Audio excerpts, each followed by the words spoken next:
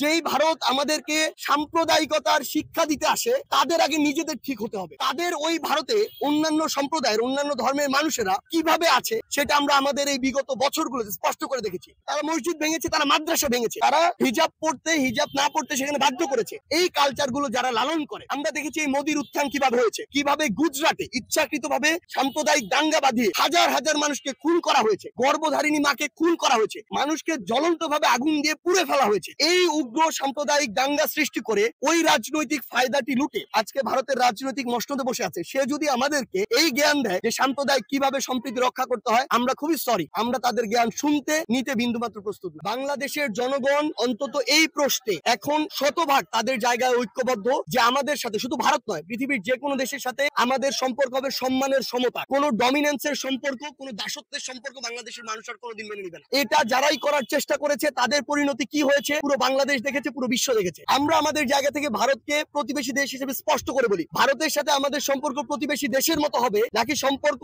অন্য কোনো পর্যায়ের তিক্ততার হবে সেটা ভারতই নির্ধারণ করবে তাদের কাজের মাধ্যমে। ভারত যদি মনে করে যে বিগত 16 বছরে যেভাবে তারা আওয়ামী লীগকে দল হিসেবে প্রোটেক্ট করে নিরাপত্তা দিয়ে বাংলাদেশ রাষ্ট্রকে শুষে খেয়েছে, এই সুযোগ বাংলাদেশের মানুষ আর দিবে না। এই সুযোগ দেওয়ার জন্য এত মানুষ জীবন দেয় নাই। ভারতকে নির্ধারণ করতে হবে যে আমার একজন ভাই ওই সীমান্তে তার লাশ পড়ে থাকবে কিনা, যদি থাকে তাহলে ওই লাশই নির্ধারণ করবে ভারতের সাথে বাংলাদেশের সম্পর্ক কেমন হবে। আমরা আমাদের জায়গা থেকে স্পষ্ট করে বলে দিতে চাই, ভারতের মিডিয়া, স্পেশালি আমরা পশ্চিমবঙ্গের কিছু ব্যক্তিত্বহীন, মেরুদণ্ডহীন, মানে এগুলোকে মিডিয়া বলা যায় না, এগুলোকে মিডিয়া বললে আমরা মিডিয়াকে অসম্মানিত করি। আমরা মনে করি এগুলো হচ্ছে তাদের জায়গায় আসলে কিছু দাস, যেই দাসগুলোকে কিছু বেতনের বিনিময়ে রাখা হয়, যেই দাসগুলোকে কিছু স্ক্রিপ্ট দেওয়া হয়, সেভাবে তারা কথা বলে। তাদের না আছে মেরুদণ্ড, না আছে ব্যক্তিত্ব, না আছে অন্য কোনো কিছু। তাদের ভিতরে যদি বিন্দুমাত্র প্রাণ থাকতো, আমরা আজকে একটি দেখলাম, আপনারা সবাই দেখেছেন, তারা বলছে বাংলাদেশের যারা নাকি আমার হিন্দু সম্প্রদায়ের ভাই বোনেরা রয়েছে, যারা বোনেরা রয়েছে স্পেশালি, তারা নাকি শাখা সিঁদুর পরে হাঁটতে পারছেন না। বাংলাদেশের একজন সাধারণ হিন্দু সম্প্রদায়ের ভাইকে যদি আপনি জিজ্ঞাসা করেন তাহলে আপনি আপনার জায়গা থেকে সত্যতা পাবেন। তো যারা এরকম